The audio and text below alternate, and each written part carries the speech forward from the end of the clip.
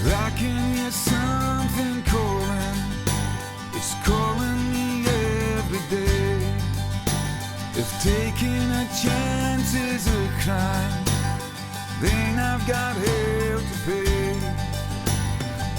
I've been walking the streets in my mind, trying to find a new day. Keep on searching until I will find, until I find a new way. I'm gonna say something, I hope you don't mind. It's time to rearrange. I walk round in circles, I'm going nowhere. It's time to make a change. Hey, Mark, how you doing today? Thanks for joining me. I appreciate it. Yeah, no, not a problem at all. Really looking forward to it. Yeah, same here, Mark. For me, living in the States, I am definitely a big fan of football. I played football, soccer here for a lot of folks that may watch and listen, but I always enjoy having players, former players, love talking through it. And then for you, and I'll let you jump into it a little bit more, but what an incredible, inspiring story. So all lines up with all the things I really like: football, inspiration, motivation. So I think this is a going to be a really good one. So, with that said, Mark, would you mind introducing yourself to the audience? Well, yeah, I'm Mark O'Brien. I'm a former professional footballer. Like I live in South Wales in Newport, but I'm originally from Dublin in Ireland, and I moved away when I was 15 years old to play professional football, and I was lucky enough to have a career for 15 years, or for 11 years, but had to retire at the age of 27 due to an open heart surgery, my second open heart surgery. So it's kind of a bit of a roller coaster, up and down, here, there, and everywhere. So, in all fairness, yeah, it's been a bit of a whirlwind of the last 16 years, but one that has put me in a position now that I feel as though it's after helping me massively. Yeah, Mark, and I think just being connected with you probably this past maybe month or so, and seeing your content, not only I think you're helping a lot of other people too, and that was also a reason why I want to have you on because I think in this world, if we're able to take our own stories and help motivate, inspire some other people, I think that's even better. And I think you're definitely doing that. So, um, let's start with your career, your journey in the football. So, I believe what I had seen you started at with Derby County, I believe. Yeah, But early on, first open heart surgery. I mean, Mark, you were 16 when that happened. yeah. So I was lucky enough that when I flew to Derby, I got to make my debut with the senior team at the age of 16, and everything was going according to plan, as you'd like to say. It was one thing was leading to the next good thing, and I ended up finishing that season really well, and was coming back for the pre-season, which is a lot of physical, tough training. And in that pre-season, you get routine medically scanned, and for me, I didn't really think twice of anything because I felt fine. I felt okay. But I got a routine medical heart screening. And unfortunately, when I got that medical heart screening, they picked up that I had an abnormality in my aortic valve. So with that, there was something where they said just to keep a close eye on it. It wasn't anything that was too much of a concern for them at the time. And just to keep a close eye. So with the physical training and everything that we were doing, my heart rate was, I think at the time, was a maximum of 227, and I think the average was 203. Because fortunate enough, like I think with the technology of football, we were able to wear heart rate monitors and everything and stuff to monitor it. But I think at that time is when they put two and two together, saying like that something isn't adding up quite right. Like your heart rate shouldn't be to that extreme, especially at the age of 16. So we followed that up with more scans, and with that, more scans came, and the results of that were the leak in my valve was getting progressively worse. So I got told on a scale of 1 to 10, the leak was about a 7 or an 8 back into my heart, which is when we started to kind of take it serious. I think at the time when you have a specialist telling you not to worry, you're not going to. And then you start hearing the numbers of a 7 and an 8, and you start then to worry. But again, the specialist told me I won't need an operation for another 20 or 30, maybe 40 years. So to me, I didn't really care in the nicest way possible, because I knew football wasn't really being touched, and I knew football, I was going to be able to go play and everything was going to be fine. And all I really cared about was football back then. And we went for another scan and another follow-up with a specialist. And this specialist basically spoke and said, I won't need another operation for another 10, 20 years. So again, I was 16. It would have brought me to the age of 36. And I thought, I'll still be able to play football. It's not going to be a problem. And then all of this, I wasn't feeling any of the effects I should have felt, which was lightheadedness, dizziness, breathlessness, tired, fatigue, all of them things that you're expected to have with a heart defect. I wasn't feeling. So they put my information towards a surgeon. And in that time, my family flew over from Ireland. We went to see the surgeon. And I remember we sat in this small office, and there was me, my mum, my dad, and the Newport and the Derby County physio. And we were just sitting there waiting on the surgeon to come in. He came in, he sat down at his desk, and he took a model heart out, and he basically looked at the heart and said, Mark, look, your heart is 3 times the size of what it should be for someone of your age. And if you don't get this operation done this year, you're going to die. And I think that's when it kind of set in. But it set in a strange way for me, that all that was going through my head was, can I still play football? And I think being 16 and very naive went in my favour for a lot of things, because I wasn't thinking of death. I wasn't thinking of open heart surgery. I was thinking of, can I still play football? And I remember that was the only question I asked him. And he told me that I'd be lucky to play down the park with my friends, let alone getting back to a professional standard. And that's when it kind of hurt me the most, because I thought I'm never going to get to play football again. So we sat in the office and we spoke about the different procedures we could do. And one was the one that I opted for was a pigskin valve. And at that time, it would have given me the opportunity to play, or maybe the glimmer of hope to just get back playing, whether that was down the park with my friends. But he told me reaching a professional standard after an operation like this, he said, it's probably not going to happen. He said it's going to be very, very difficult. And that was the part that really, really crushed me. But also, he told me if I was to play, he said there's no guarantee. He said it could take me to a year, to maybe a maximum of 5 years. He said, and every single season, he said, could potentially be our last season. So every single year, you're going to have a heart scan to see if you're allowed to play the next year. But I think because I wanted football so much, and because I got to make my debut the season before, it led me to wanting to give it one more go. And it wanted to lead me to one more chance. And I always said to myself at 16, and I made that promise to myself, that I was having one open heart surgery for my career, whether that was going to take me to 5 years, whether that was going to be a year, or whether it was going to be 6 months. And luckily enough for me, I got 11 years out of it. But at that time, I said, one is for my career, and one is for my life. And I had the surgery. It would have been 2009.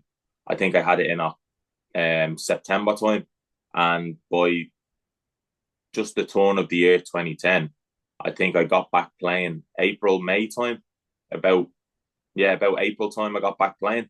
So I was out of football for 8 months, but there was just nothing that was kind of stopping me. There was nothing that was holding me back.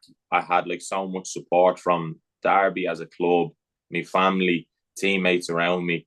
Everybody was gearing me that I didn't have a single doubt I was never going to get back.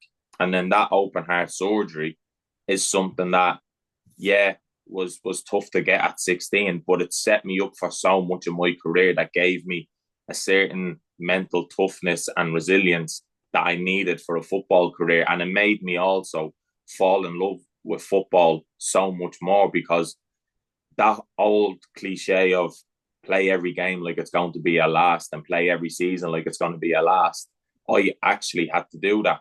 So that gave me that little bit of give everything to football, give your life to it, almost make it an obsession for you, and get your best out of it that you can, because you never know which one is going to be your last year. Man, Mark, I can't even, as you're telling me this, so much was going through my mind.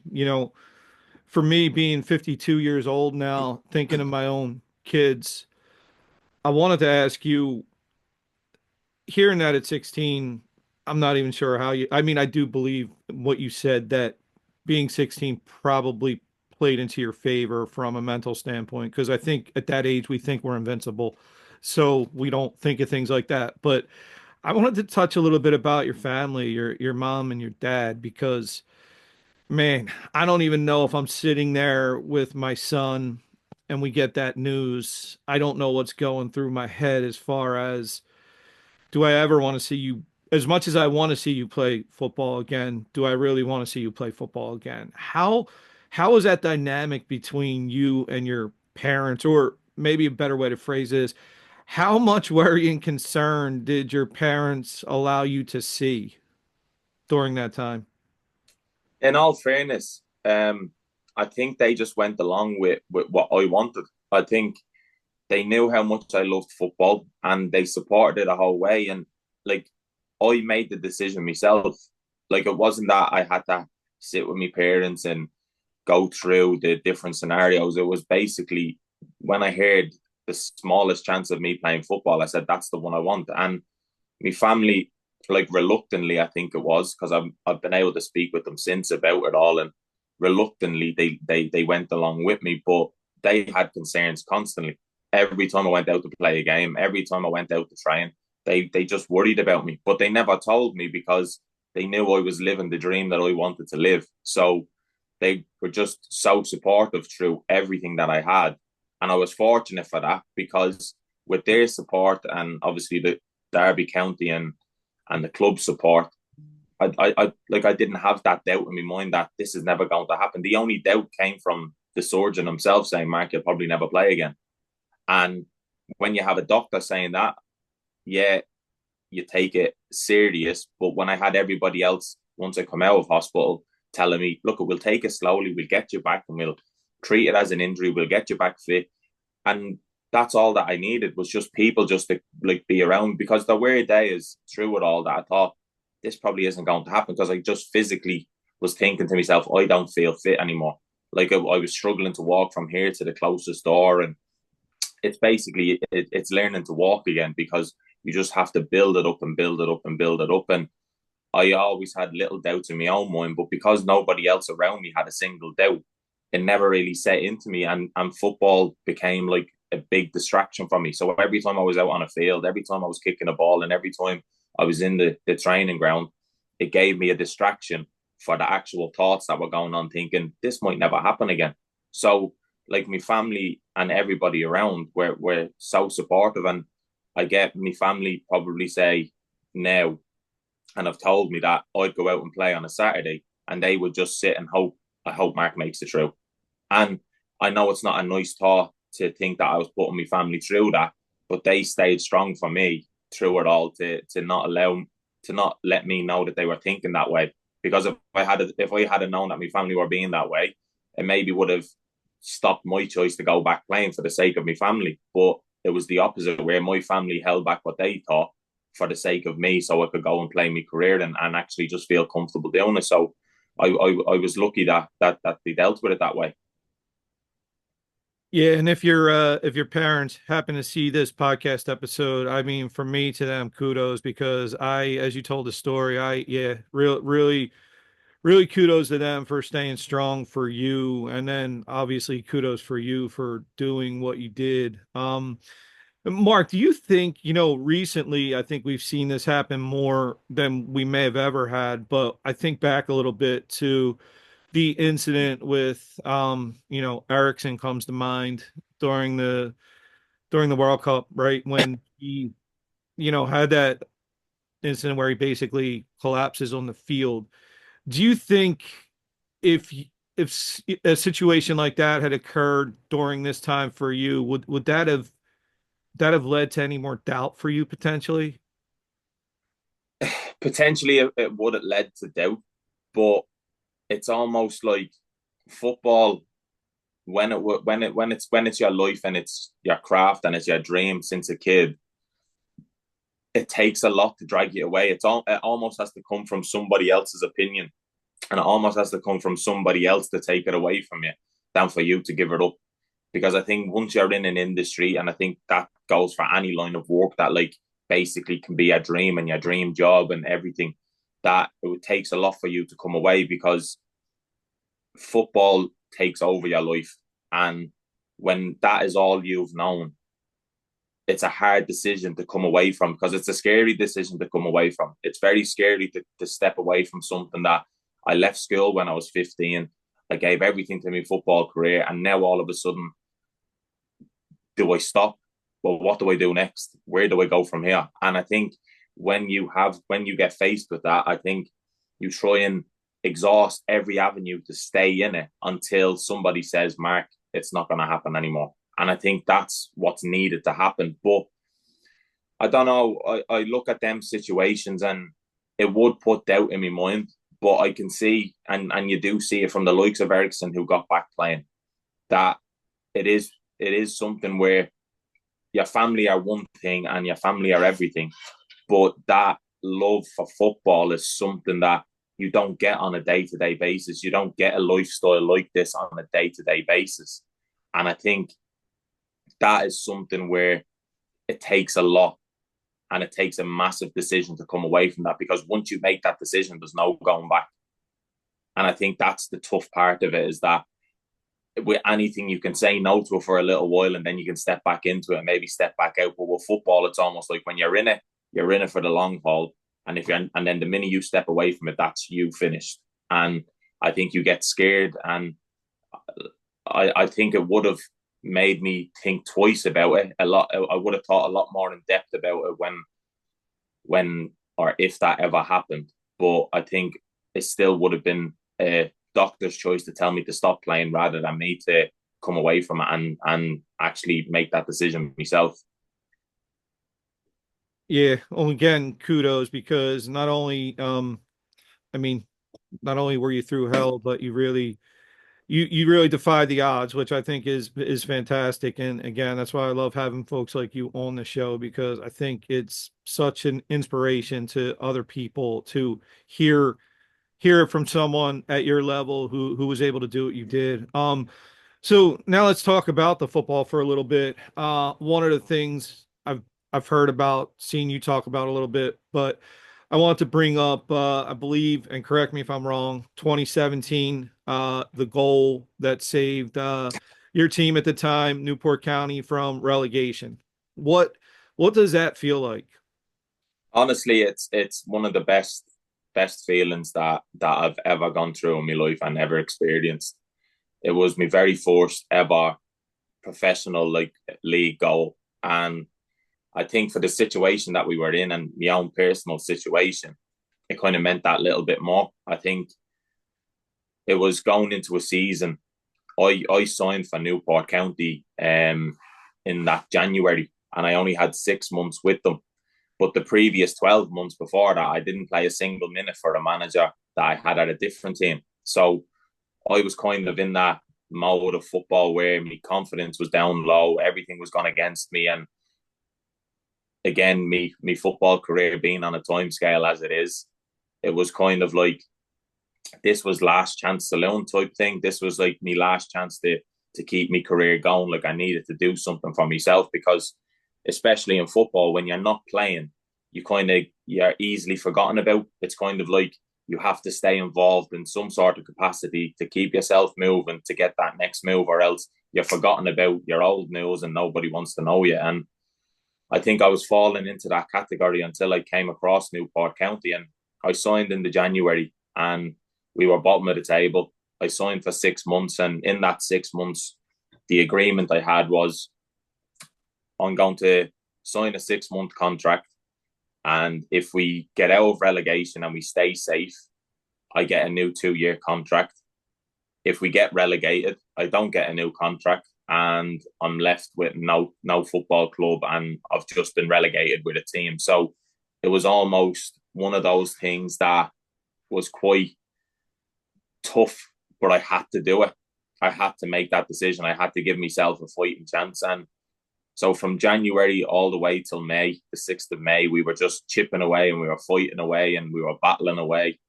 And it got to around April time, and we ended up getting it back to a certain amount of points. Just the drift. I think we were 2 points behind with one game to go, and we ended up making it a point ahead with a game to go, and it actually came down to the very last day of the season. It was almost an all or nothing game where you win the game, you're safe. You lose the game, you're relegated. So this one game was like basically the ultimate game for my career to an extent as well. If you win the game, your career continues. If you lose the game, I don't know where your career is going to go. So we ended up playing in the game, and we were 1-1, or we went 1-0 up, and everything was going great. And then they ended up scoring. But the other result that we needed to go in our favour was Hartlepool, who were a team just below us. If they, Hey, Mark, excuse me 1 second. I apologize. I'm about to cough.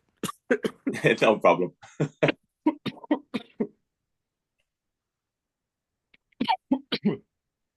Really sorry. That No, happens don't worry yourself. happens every now and then. When over here the seasons are starting to change into like Yeah, more fall.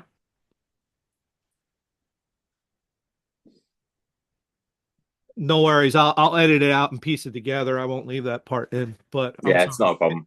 Continue. But yeah, when we were playing and we needed Hartlepool, we either had to like get the same result as them or we had to better their result.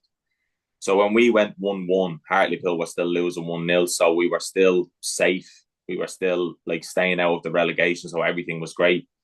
And then with 10 minutes to go, the manager made two substitutions and brought on two strikers. And we didn't really know what was going on. We could hear from the sidelines, Hartlepool are winning. We were drawn. So that means Hartlepool were staying up. We were relegated. So there's 10 minutes to go in a game, and everybody in the stadium, like the anxious, their nerves, everything is going on. And we're getting the ball forward as quick as possible, and we're just kicking it and hoping. And it almost was getting to the point where you're thinking we didn't work this hard from January all the way to now to let it slip. So I asked the manager and the assistant manager, can I go up front just to be a defender, maybe win a flick on, and hopefully something will drop to one of our strikers and we could win the game. And it got to the 89th minute, and the ball went out wide, and our right back crossed the ball in, and it so happened to just drop to me, and then it hit me chest. I volleyed it into the bottom corner, and we won the game 2-1. And that in itself was one of them moments in football that it's like time stood still. It's almost like I can't believe this has just happened. Like I scored my first goal. What it meant to me was a new contract and my career continues, especially after the 12 months previous to that a manager didn't want to play me. It also meant that Newport are safe from relegation, which I've learned in time. The club would have went into administration. People would have lost their jobs. Like there was so much riding on this one game that I think going back, I'd love to do it 100 times over 100 times, but for it to go as perfectly as it did, to go to the wire, to go to the last minute of the game, to just the whole kind of day in itself, it seems like a movie more than anything else. But there was always times in my career where I always seen moments like this in people's careers and seen it in games, and I always thought to myself, I'd love to know what that feeling was like. That feeling where you've just done something massive. You've just done something like unbelievable. And once that went in, like through everything that I had in my career with the open heart surgery and the certain injuries that I had and the setbacks, and my career being on such a time scale that every single season having open heart surgery, it's almost like you think of it and go, that one moment was just meant for me. Everything that has led me to this one time and this one moment in time was meant for me. And do you know what? Like I loved every minute of it, and I still watch the goal back, and people still speak about that day, and people still say, "Oh, that was my first ever game to go to, and I'll never forget this day." And to be ingrained into people's memories like that, and to make memories for other people as well as myself, is something that, like you say, it's priceless. Like money can't buy those types of memories. Yeah, and Mark, for for folks over here in the States that listen and watch, and I want to kind of add some perspective to that because, I follow football. I've always been a football fan, but that's why I want to get into a little bit. I've never asked anybody this. I think you perfect person to ask this. Over there in the UK when it comes to football, the relegation, getting relegated, dropping to the league below, like you said, it really causes a lot for a team to change. They'll lose money, that what all different things that go beyond just being at a lower level league. But from a fan's perspective, I always think sometimes when I watch these relegation zone kind of games, I feel like they're more intense for the fans than even winning the league. What's your experience over there as far as that goes? Because I don't think people in the States can quite comprehend that part of it. It's always playoffs, win the championship or not. Over there, there's a whole different scenario. And I sometimes look at that and I feel like the fans and the teams, that may even be a bigger deal to stay up when it looks like you could get dropped down. Yeah, and I believe, like, don't get me wrong, winning league titles and getting promotions, it's brilliant. Like, and I think anybody who had the opportunity to even experience stuff like that, I think everybody can tell, like, winning is always great. But when you're in that kind of mode of thinking everything can go wrong here, like this club could be non-existent next year if this team gets relegated, because as you said, the money stops. You lose some of your fan base because you're not going to get people wanting to come and watch you play. So then that's more revenue coming in. So it's a lot of money issues that you end up finding come into your team. And I think even as a player, if you have relegation on your professional CV, should you say, it's almost like nobody would look at it and think, well, he was part of a team that was relegated. Do I really want him for my team? And that is something that you don't want on your football CV. And it's almost one of these things that, especially for football fans, it leaves a lot of doubt around everywhere because you just don't know what direction the club could go in, because it could go from you lose your best players, you lose your best support, the infrastructure around, you don't have any money to add to it.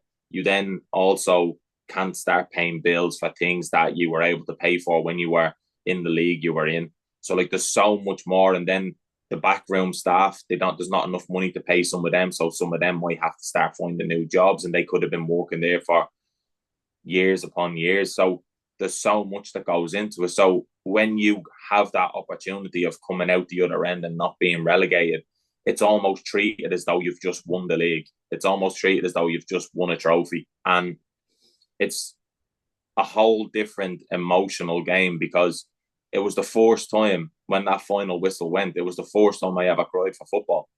It was the first time that I got so emotional laying on the grass on the pitch as all the fans ran on and everything was celebrated. I remember my teammate, he like laid on top of me, and I remember I was just holding him there, and I just remember I could feel myself starting to like tear up and start getting really like emotional about it, because the hard work that went into it was enough, but to just feel the kind of relief from thinking we've actually done this, like we've done something really, really big here, and you've just given the fans that club back again, where they have another season in the league. You've given other people the opportunity to keep their jobs in the back room and in the community. And like you say, sometimes like a place like Newport, the club itself is what makes the town come alive. So if the club are doing really well, it brings more supporters in. So then the town is a bit more lifted. And then we've seen that over time. So if all of that was to go away with a relegation, the town becomes nothing. So you almost have a bigger responsibility for everybody in the area, not just your own teammates. And again, like after that final whistle went, you could have sworn we just won the Premier League. You could have just sworn that we just won a trophy, we just won a cup, because again, like you say, it is celebrated more, because I think it's more of a relief and it's more of a emotional roller coaster than anything else. But that night out that we had that evening, like you see open top buses for teams going around, and with the trophies hanging out the top of it. We could have had an open top bus. We ended up going out as a team afterwards, and we go to this local pub, and then there's flares going off, there's smoke everywhere, and everybody is just cheering. And like, to know that you are part of that, to bring this to life and to give people more hope again, there's no better feeling. Yeah, Mark, I mean, it's amazing to hear someone who experienced, talk about that. I mean, I've lived through a couple of those moments as a fan over here for sports in the States. And as we're having this discussion now, we're getting ready to start our baseball playoffs and with the Philadelphia Phillies, and it's crazy the way this town gets during October. It's called Red October. It's just crazy to watch. And we've had a couple championships here where the parades were, I mean, you can't even imagine the amount of people. It's like 1 million+ people in the streets as they're parading through. And I just hearing you talk about that, and I know maybe it's not on as big of a scale as something, like that, but I think for when I hear you talk about it, it almost is bigger to me and means more to those people because when we talk about some of the championships here, the fans, they go on, but I think what you're explaining, the people are going to have that memory for forever, and your name will always be closely tied to really, really good memories for those people. So as your football career goes on and you start to, you continue playing, but then you had said early in the interview about you had one of the open heart surgeries was for your career and the next one will be for your life. So let's talk about the lead up to that and then what happens to lead to your second open heart surgery. So after that goal went in, I think everything at Newport just went kind of like strength to strength. We ended up making it to a fourth round of an FA Cup, which Newport are lucky to even make it past the fourth round. With the stature of the club, we played against Tottenham Hotspur, which even in the same season we beat Leeds United. So stuff like that was starting to ring around that Newport are a team on the up a little bit, and I think you could feel the buzz of the town starting to come back, and everything was getting good again. And the next season after that went unbelievably well. We ended up getting to a fifth round of an FA Cup. We made it one step further, and we got to play against Manchester City, which I think leading into that game, I remember reading a news article after it that like their squad that they brought down to our stadium to play against us was worth, I think, 650 million, and Newport County's team at the time I think was worth £250,000. So it's like you can see the massive gulf in finances between the two teams, but to be there playing against one of the best teams in the world at that time, I think was an unbelievable experience. And then as well as that, when you think of 2 years previous to that, we're fighting for relegation. We ended up making it to a playoff final, so we were on the other end of the table, and we made it to a final. And unfortunately, we didn't have the opportunity to win that. But you could see Newport were the team that were on the up now. Newport were the team that people were looking at, thinking these are a threat. And to be part of that and turn the mindset and the mentality of the club and the perspective that the fans had of the club, where they were only ever used to just surviving and let's stay in the league. Now we were starting to push for getting promotions. Now we were starting to push for being a team that could beat anybody. And I think being somebody who was part of that in the squads was an amazing thing to see the whole change in the area, and the whole perception people had of Newport was completely different now. So I think it was leading on from that. The next season after that, I think it was going into 2020 is when COVID came. So when COVID came, nobody really knew. We just kind of heard that the season was going to come to a pause. We didn't really know what COVID was at the time. So we got given a fitness program to do while COVID was on, because we got told at the time the season was taking a 3-week break and it's going to resume after that. But over time, obviously, that didn't happen. But as we were keeping fit, there was one evening I was sitting in my living room, and after doing one of the workouts that day, I remember I was sitting on my sofa, and straight away I just got a big thump in my chest. Mm. And I could feel my neck pulsing. I could feel my heart palpitating. I could feel my hands getting clammy. I was starting to really burn up, and I didn't know what it was. And I went to bed that night. I couldn't lay on my left hand side for whatever reason. I just kept catching my breath, and I couldn't breathe properly. So I phoned the doctor the next day, told him about it, and he told me it's something that he thought at the time, with what I was saying over the phone, was an ectopic beat. He said sometimes your heart can lose rhythm, you cough, it goes back into rhythm. He said everybody on a day-to-day basis goes through stuff like this. So I thought nothing of it. So I kept going out cycling every day. I kept going out jogging every day and trying to keep fit. And I was still getting the same palpitations, but the difference was what I didn't feel at 17. I was starting to feel all now. I was getting the fatigue. I was getting the palpitations. I was getting the lightheadedness. I was getting that breathlessness. But I didn't really know what it was because hospitals were so busy. It was hard to get any sort of scan, or it was hard to get anything. So I found our club doctor again, and I said it to him. I was like, look, something doesn't feel right. I said, and I'm starting to like worry. I said, something isn't right. I said, and I just know it's not right. So he ended up making a few phone calls, and he got me a scan in Cardiff, and I went down to have me scan, and I was with my ex-partner at the time. So she took me down to Cardiff, and we ended up going into the waiting area. So I had to go in on my own because COVID, nobody was allowed in hospitals. You had to go in by yourself. Went and had the heart screening. And I remember I sat down in his office. And while I was sitting in his office, he came in, he sat in front of me, he said, Mark, look, your valve is leaking again. He said, it's leaking very badly. And he said, well, like, something's going to have to happen with this. And it was just in that moment. And I know from when I was 16, I got told it was going to take me, like, it was going to be a year to a maximum of 5 years. I ended up getting 11. So I was always over the odds of this could happen at any time now. This is something that I should have been expecting. But because I was in a part of my career where everything was getting on the up and everything was getting better and better and better, and the heart scans were coming back clear all the time, it goes to the back of your mind that this is something that can happen at any time. And when I got told, I remember I just dropped my head into my hands and I just started to cry.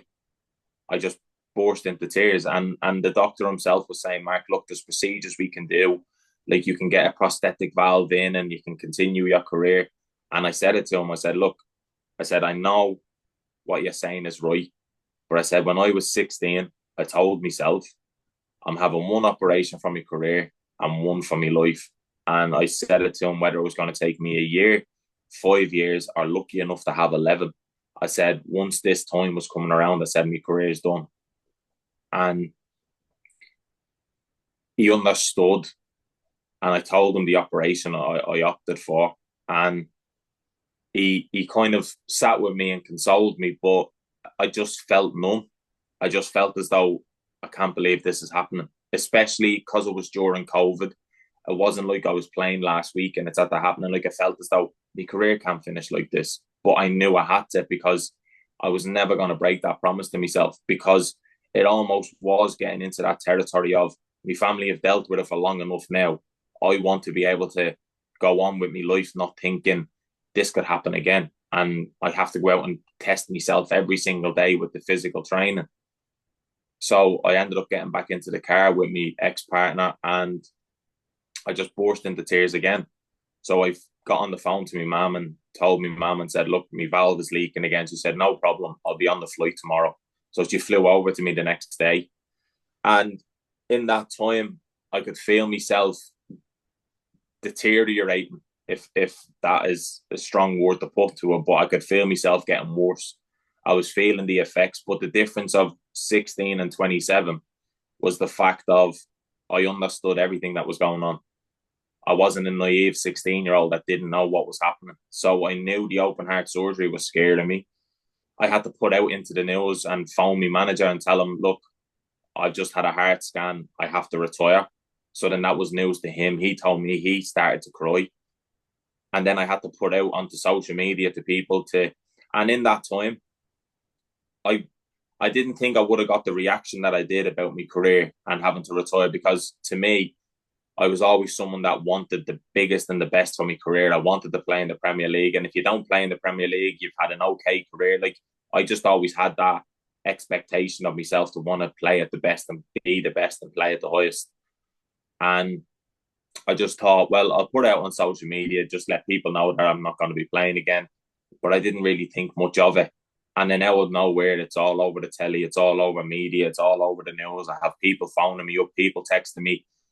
And it almost felt like it felt like it was proper humbling to me to an extent, to kind of think, actually, I did okay for myself. Like, it made me feel a little bit better to think my career was actually better than I thought it was, because I think every footballer puts themselves under that pressure where if you think you didn't play in the Premier League, you think that you didn't have a great career. Whereas realistically, I felt, do you know what? I actually achieved so many things. I actually done okay for myself. And that was making me feel all right. But I wasn't really dealing with the actual, I actually don't get to play anymore. It was kind of like put to the side. And then I had to deal with the open heart surgery. So in the next couple of months, like me health was getting worse. I was feeling myself waking up more fatigued. My anxiety was going up through the roof because I couldn't get the thought of I need open heart surgery again out of my mind. So that was getting a lot worse.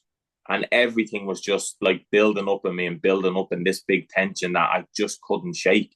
Because if anything right now, I could honestly say I was just scared. I was scared that this is going to be me last time being around anybody, because the harsh reality of it is Mark, you have to go in and get your chest opened again. And as time went on, I remember I went to the hospital where I had it before, and they admitted me in.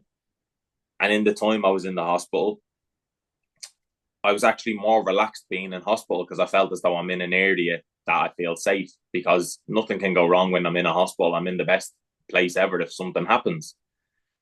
And I was starting to develop panic attacks,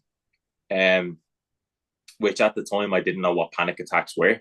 I didn't really understand what anxiety was either, but I started to develop panic attacks. And that was something that really, really taught me so many lessons, to think that you can have all the same symptoms as a heart attack and be totally fine. But it's your mind, like, racing, wondering, worrying, whatever you want to call it. And I think that was something that I couldn't grasp why it was happening to me, because I was thinking, I'm fine. I know what needs to happen. Everything in my mind is fine.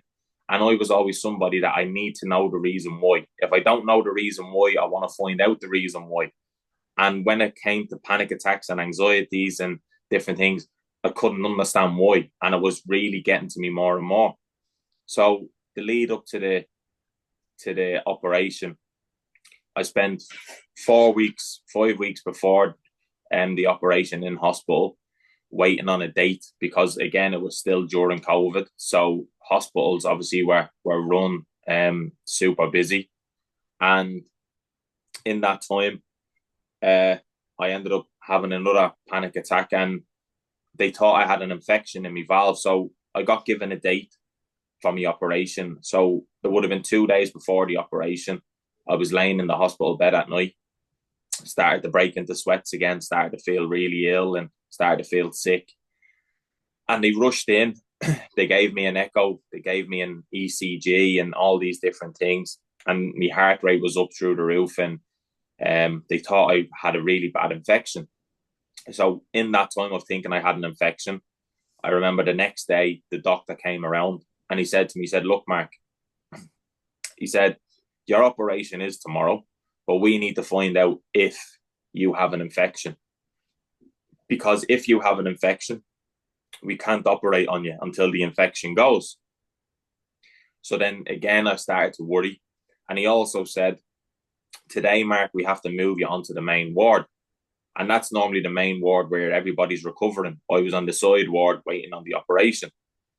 So he explained to me, he said, Mark, we need to move you onto the main ward to keep eyes on you, because he said, your valve, he said, is hanging on by just a thread. And he said, if your valve is to break off overnight, and he said, circulate your body, and he said, get lodged in your brain, he said, you're dead. He said, so you're having to be watched, he said, so closely. He said, because he said, if there's no infection, he said, we need to operate as soon as possible. He said, but if not, he said, we need to make sure that you're in the best condition possible so this doesn't happen. So we have to keep an eye on you.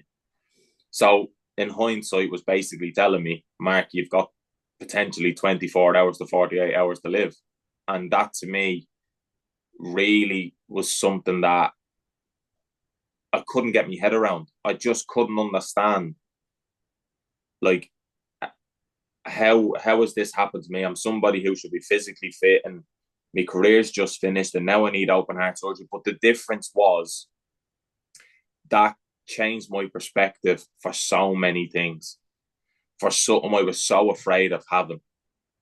Honestly, I could not wait to have it. When someone told me how close I was, and I put it into the perspective of saying something I was getting panic attacks about having, then telling me, Mark, you need this operation to save your life, my perspective changed with the click of a finger, and I thought, I need this. I want this to happen. Please don't be an infection, because I need open heart surgery. And to be sitting here saying I couldn't be happier to have open heart surgery is funny to me to be saying now, because it is just one of them things that I wouldn't wish it upon anybody. But that perspective change that it gave me was thinking, no, I need this. This is going to save me life. So then the next morning when the doctor came in and said, Mark, look, there's no infection, I could have got up and ran around the ward. And I just remember shaking his hand and just bursting into tears. Because again, you don't realize the stress that builds up inside your body when you're not even expecting it and realizing it, because you're trying to be the strong person and handle all this information. And I was on the phone to my mum because nobody was allowed in the hospital, and I'm explaining to her, everything's going to be okay. Look, I'm okay. And you're trying to be the strong person for everybody, where again, you're keeping it all inside. And once the doctor said that to me, I just burst into tears. And then I went down and had the operation. The operation was just over 7 hours long, 7.5 hours, I believe. And I came out of it, and I remember on the phone to my ex-partner and my mum, and the first thing that I said was, I'm alive. Because I knew mentally I can handle the recovery. I can handle the physical side of going, I know the steps I need to take. I know the steps I need to take for the physical aspect. But I think my worst part of the recovery was the mental side of it. I struggled so much, because I stayed in hospital 4 weeks longer than I should have, because they thought I had another infection, but it was just inflammation around my aortic root that they ended up having to replace. So with that inflammation, again, I wasn't eating. I lost 2 stone in weight. Everything was just, what could have went wrong did go wrong, because when I was 16, the recovery it just went greater to greater to greater, then just got better. So in my mind, I'm thinking, well, it's going to be the same process. It's the same operation. It's going to be the same process. But the one thing you forget to kind of think of, that every operation is different. Your body's going to deal with it in different ways. And by the way, you're 27 now, so you're going to deal with it in a different way. You understand everything. So with all of this, I think I struggled a lot more mentally, hearing all the information, to where when you have family that can come visit you in the hospital, they can sit by the side of your bed and they can pull a doctor to a side so you don't hear everything. Whereas I had to hear everything to then phone home and tell me mum everything, to then explain it to other people, because nobody again was allowed in the hospital. So my whole recovery was by myself for 4 weeks. So when I got the opportunity to come out of hospital, I almost felt more scared leaving hospital than I ever thought, because I wasn't a click of a button away from a nurse coming running to your bed if you didn't feel right. I had to come home and survive. And I felt as though all I ever was for a long time was just in survival mode. And I just worried and panicked. I didn't sleep at night times because I was too afraid I wasn't going to wake up. I didn't want to get out of bed because I thought if I walk from here to there, I'm going to collapse. I had so many things going on in my mind, as well as not having the routine of football. Like I said at the beginning, football was a distraction away from all that recovery, whereas I don't have that distraction anymore. I have to deal with everything. And I began going back into football a little bit, and then I just made it a routine to kind of keep that football mind, keep going back in and just keep on going. Like, don't turn it down. But everything else was taking a back step, where my relationship ended up having to come to an end, because I can look back and admit that was neglected to an extent, because I was so focused on just surviving. Everything around me was just, unless I was surviving, I just couldn't get my head around anything else. My mum staying over here with me for 5-6 months. I remember I'd have a panic attack in bed, so I'd start sleeping on my sofa. But then I'd have a panic attack on my sofa. I'd start going back to my bed, and I wouldn't even sit in my living room, because I was always like, just whatever state I was in, whatever didn't feel right, I was just trying to live that way. Right, if this has happened, if I had a panic attack sitting here, well, I won't sit here anymore, because it won't happen then. And my mind was just on overdrive. And because of the new metallic valve that I've got in my chest, you can hear it click like a clock, and you can feel it thump on your chest. So that's a whole new sensation I had to get used to, where if it was going too fast, I'd have to sit down and it would panic me. If it was going too slow, I'd have to start moving, because it would panic me that I was going to stop. Like, my mind just could not switch off. And I remember going through all of this. And again, I was just constantly developing panic attacks, and I didn't know how to stop it, because I said it to the doctor, and I would end up getting really upset about it, because I'd speak with the doctor, and I'd say out straight, like, how am I meant to stop something that I don't know is going to happen? I said, because I'm sitting here watching TV, and I'm sitting watching a program, and all of a sudden, I said, I could feel myself just starting to sweat, clammy palpitations, and feel in fight or flight mode, where my body was just filling with adrenaline, and I didn't know what it was for. I said, but how are you meant to stop that? I said, how am I meant to, like, do something to prevent this? And I was then starting to understand that I needed to start speaking out more. I needed to start opening up about it, because to me, it was, look, I've had open heart surgery. I'll be fine. I'll get on with it. I'll just do what I done when I was 16, and everything's going to be okay. But then, as I was going into football, I ended up having another panic attack when I was in football in front of people. And it was the first time I've ever done it in front of a lot of people. And I started to cry. And it was at these moments where I was starting to drop myself into a really deep depression, because I thought, this can't be me for the rest of my life. And I couldn't see how I was going to get myself out of it. Like the whole thing about me saying I was mentally strong through a lot of things, this time I actually felt as though I've got nothing left. Like, there's nothing left in me to get out of depression. There's nothing left in me to get away from this anxiety. Like, this is something, like, it can't be me. And I just couldn't understand how I'm going to get myself away from it. So in time, I started to speak to a couple of teammates that were still playing at Newport at the time. And then I started to, like, reach out, and I had two people reach out to me. One was an ex-professional footballer, one was an ex-golfer, and they'd done a podcast and they had me on to speak with me. But afterwards, they reached out and started to speak to me and saying, look, we can see you're struggling. We're going to try and help you. And because I had somebody who could understand what it was like to retire from football, like, it's a complete loss. It's a complete loss of purpose. It's a loss of yourself. It's because your whole life was based around being this person. And now all of a sudden you are not this person. You think, well, what am I? I'm nothing now. And the one thing is, when you have people that are able to relate to you, was something that gave me a sense of, you understand where I'm coming from. I can actually relax. I can actually go, oh, so I'm not the only one. So in times of speaking with them, it was the only time my mum would ever tell me, Mark, you're starting to get that spark back in your eye again. You look like you're starting to get a bit more life to you. And I said, I'm just sitting speaking. And I said, the fact that they can understand me, I said, is something that's bringing that sense of life back to me. And then all of a sudden, our club doctor told me to start counselling. Now, at that time, you think counselling is, I'm not struggling, like, I'm not that bad, like, I know what's wrong with me, and you don't think that you need to speak to anybody, and you think you're this strong person. But I think the stigma around counselling, to what it actually is, it's sitting having an open and honest conversation with someone who is non-biased to your life, who can give you a certain way and different perspectives of viewing things. because I remember my very first conversation with the counselor was like, Mark, explain like what's been going on in your life, explain like what's happened through the operation and how come you had to retire. So I remember I'm sitting there and I'm speaking about my voices and how it used to be, and that's only due to I had a ventilator and a camera in my throat and they clipped the vocal cord. And I remember she just stopped me and said, Mark, do you understand what you're speaking about? I said, yeah. I said, I'm explaining the operation. And I was kind of like smiling and laughing about it as in to say, I'm just explaining the operation. It's normal.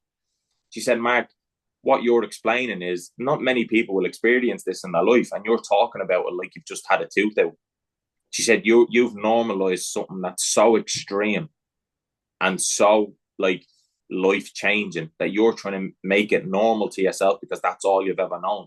You're not allowing your body and your mind to understand and deal with the fact of cutting yourself a little slack,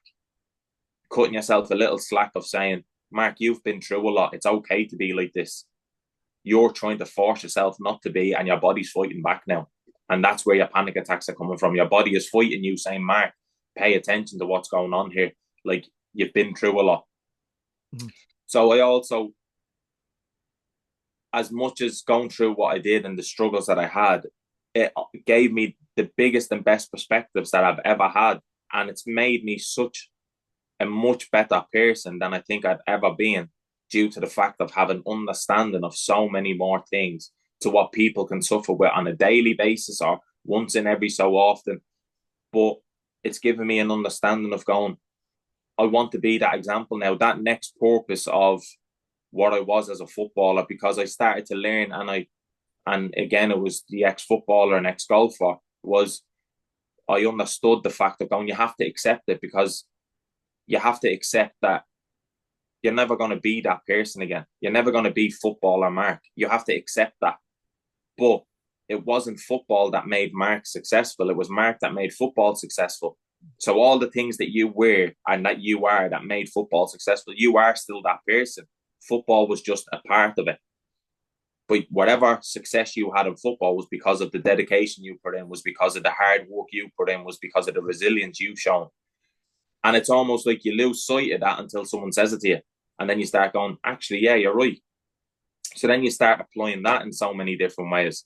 So now the purpose that I find myself in now is wanting to be that example for everybody else that either goes through depression or has been through it, who has certain panic attacks or anxieties, who have had open heart surgeries or a certain surgery, or have just had a loss of a job that they love.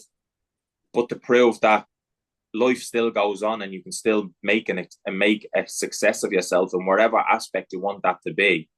But once you just keep moving along step by step and bit by bit and not allow anything to kind of stop you, it's almost not looking at the bigger picture, but just dealing with the here and now. And the more you deal with the here and now, that bigger picture could change 20 times in that here and now. But if you keep taking those steps one after the other, you look back in a year's time or a month's time or 2 years' time and go, back then I wouldn't expect myself to be here. I don't know how I've made it here. But it's because you're only just focusing on the day ahead, because what has happened I can't change. Exactly, just accepting what I can't go back on, which is being a footballer. And I can't predict what's going to happen in my future. Whereas I'd look and say, well, what am I going to do now? And where am I going to go? Whereas now I just focus on every opportunity that comes my way now. I focus on that now. And wherever that takes me is going to be down to the person I am now. So wherever that takes me, that's going to take its course at some stage. But for now, I'm just enjoying things for what they are, and happy being back. And the main thing is happy that I get to wake up every morning.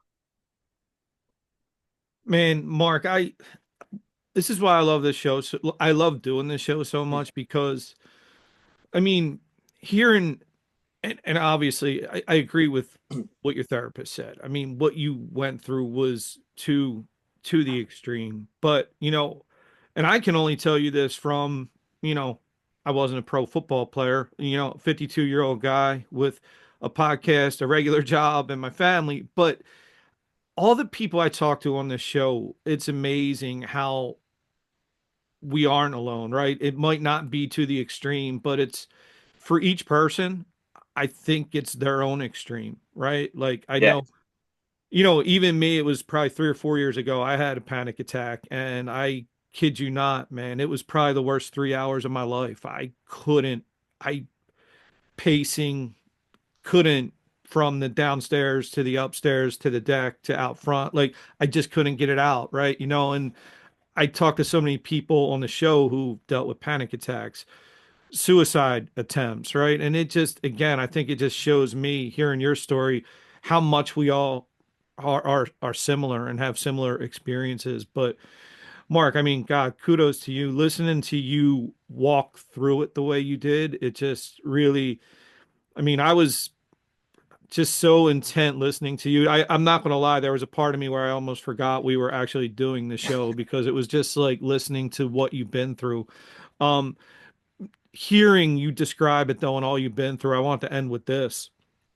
Knowing what you know now and everything, the good, the bad, all of it that you had to experience. I mean, would it be worth all of it again just to get to where you are now and be this version of Mark? Would you be okay with that if you knew you had to deal with all of it again? You know what? I actually would like to deal with all of this again, to be in the position that I am now, and to have the perspectives and the mindset and different things that I've got now. I wouldn't change it for the world. And I know it probably sounds easy and it's an easy answer for everyone to give, but I genuinely wouldn't, because I don't think I understood half the things I understand now, and I don't think I would have the understanding to so many more different people's situations to what I've got now. And again, the one thing that I've even learned from myself is like there's so much stigma around people not learning to speak, where it's the hardest thing to do and also the easiest thing to do, where you think of just use your words, speak and say how you feel. And everybody thinks that, oh, well, it's not that simple. And realistically, it is. And the fact of it is that if somebody hears that I've had open heart surgery and someone else might have lost a job or they might have broken their arm, but have felt the same thing as me, they don't feel as though they're worthy enough to tell me, because they always say, well, your situation is worse than mine. And when you're comparing situations is when it closes all avenues of conversation. But when you compare feelings of what you felt and what I felt, they're exactly the same. So it's almost trying to drop the situation of why it's happened to you and talk about what the feeling you are going through. And then everybody, you start realizing you've had the same thing I've had, and you've had this and you've had that, because there's no one who's had worse anxiety. There's no one who's had worse depression. There's no one who's had worse panic attacks, because they're all similar. They're all the same. People have had worse situations to why it's happened to them. But like you say, everybody has that threshold. Everybody has that breaking point. And my breaking point could be different to what yours is, but the same outcome is still the same feeling. So it's almost trying to disregard all that and get people speaking about the feelings they feel. And I would have never have known that, because I was in that same situation, to where I would never speak to somebody if somebody had something worse than what's happened to me. It's always the same of going, well, you've had it worse. Like, what? Who am I to moan if you've had it worse than me? Who am I to feel like this if you've had this? Well, I have every right to feel this way because this is my threshold, and you have every right to feel that way because that's your threshold. And I think when you start seeing it that way, like the world just becomes, everybody is of similar somewhere down the line, to where the more conversations you have and the more you open up about your own life and your own journey and your own experience, you start realizing that it will resonate and connect with so many more people. And I think that's one thing that I started to realize for myself, is that me just speaking about my life and being honest about my life might allow someone else to be honest about their life, which then might then snowball into them being honest with somebody else, who then allows them to be honest with someone else. And it's that whole ripple effect, that one conversation towards somebody, or that one little thing of someone being able to relax and open up to you, could end up saving someone's life. And you don't know that. And that's all down to me going through the experiences I had and just being comfortable speaking about it. So it's taken me, again, 4 years to be here and to be comfortable enough and to be open and honest about it. But to have that feeling of, yeah, it helps me being open and honest. But if it allows other people to actually see me as a certain example, to then be able to move on in their life and go, actually, if he can do it, so can I. Well, then I'm no different to anybody else because, again, we're all just human. So we all have our own things to deal with. But at the same time, if you can use one person as an example to then go, well, I can do that, but then you're setting your next example for that next person. And if you're able to do that, like you say, the world can become a better place. Yeah, absolutely. And it's interesting. Something you said there, there's a phrase that always used to kind of, I don't know, I never agreed with it, but yet that's that phrase of, oh, there's always somebody who has it worse than you. And I always used to think about that and say, why should I feel better that somebody else has it worse? Right. Yeah. That always used to get me. And I always used to, a few years back, I started to think about that more and more of, you know what? It's not about a situation being better or worse. It's about every person's situation. It is their own.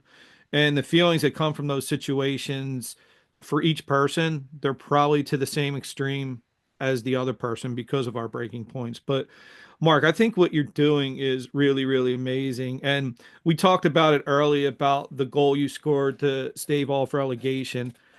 Mark, honestly, man, I think what you're doing now, talking about your journey, is probably in a strange way, man. You may touch more people through this in a different way, but maybe even more importantly than even that goal, man. Because I think at that point, that goal to you is probably the pinnacle, and you thought you could never see better than that goal. I'm telling you, you may not feel it the same way, man, but I think what you're doing now is probably to the next level of that goal, man. That this is your goal, and you're staving people's lives off from relegation, man. And this is a really, really good thing you're doing, man. So kudos to you.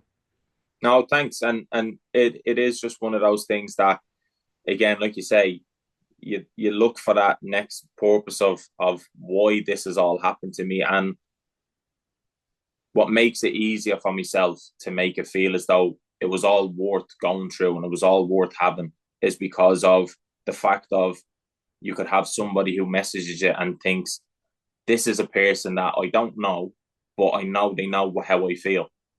And if I can then just have that one conversation or two conversations with a person and make them feel comfortable as much as I'm comfortable, do you know what? It makes it all worthwhile. And I think to have those perspectives that I've got now, as you said to me before, I wouldn't change it because these perspectives are something that have given me a much better and more relaxed vision and openness on life. And I'm so much more relaxed about thinking, well, yeah, do you know what? I am going to speak about things. And it is okay that if I did have an off day, and it is okay to have an understanding of loads of different people, but it's actually understanding the fact of thinking everybody's different. Because I could sit and hate the world and thinking I had to retire at 27.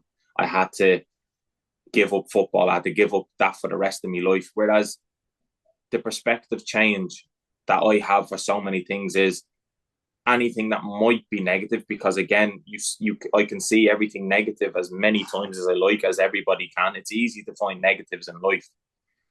But I know that it's just as much of a thing to find the positives in life.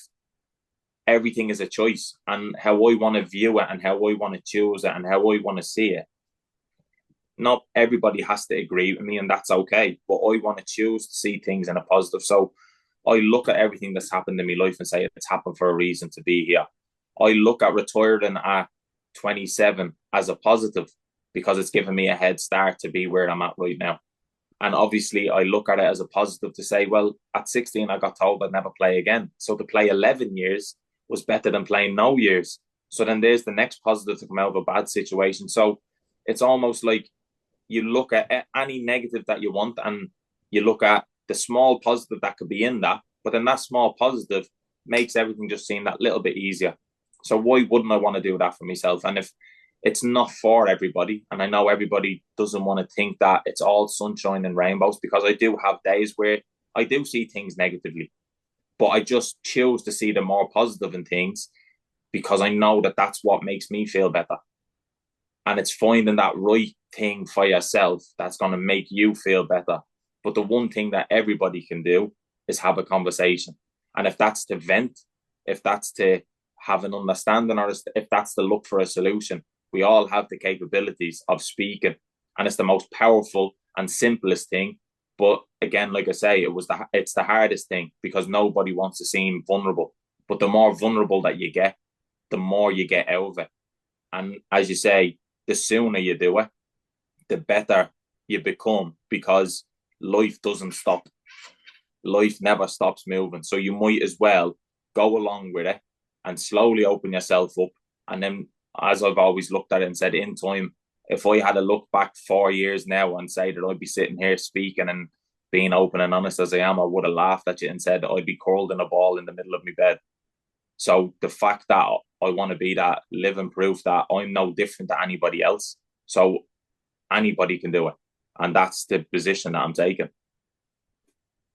Yeah, you've given so many great insights throughout this, Mark. I personally can't wait to re-watch and listen to it. I always enjoy that, to sit back and just kind of listen to it again, because I think you said so much in this that there is to dissect, and that it's going to resonate with a lot of people. I think I just want to say this for anybody that's listening. You know, when we play, we all have a role in this to play, from my perspective, right? And not everybody's going to be like Mark or even have a podcast or whatnot, right? But we still all have a role. And in that role, we may not be the speaker, right? But I'll say we can all be that person who throws away any judgment and just sits back and listens. That's just as important as speaking about it. So if you don't want to speak, make yourself available to listen, because that ear that you lend to somebody to listen, it could be the difference between them doing something that they can't turn back from. So, Mark, what you're doing is commendable. And congrats on not only a career that is definitely better than you probably even thought, thinking back, and more importantly, congrats on life, man. And really congrats to your parents for raising such an amazing human being. And kudos to you and your whole family. So with that, last thing, anything that you're doing where people can look into more that you're doing, anything you have going on? Yeah, so I have a book at the moment. It's called Game of Two Hearts. So that is something that's on Amazon and different things. Also my Instagram, that I'm sure I'll be able to send over to you, which you do have, and people can reach out on there. LinkedIn, exactly the same. So as you say, if people want to reach out or people want to speak about things that they've been through, anybody can, and it's always been that way, and it always will be that way, because as I've seen it, if I was able to have the people that I had around me at the time, and I did, and realize what that can do and that one conversation can do, well, then I'd love to be that one conversation for somebody else that potentially could just give them that little bit of an understanding of, yeah, there's someone out there who knows what I'm going through, that they don't feel alone. And if that helps, well, then the more the merrier. And I'm always that open for anybody to reach out. Fantastic. Well, everyone, please check out Mark's book, his Instagram. I've been now connected with Mark for about a month, and he definitely is active on social media, and it's definitely worthwhile content. So please check out Mark. And again, thank you to everyone who tunes in, listens, shares, supports. I really appreciate it. And Mark, really appreciate guys like you coming on and being willing to do this. So thanks to everyone. Take care, and listen, let's keep conversations going. They're really important. So take care, everyone. Bye.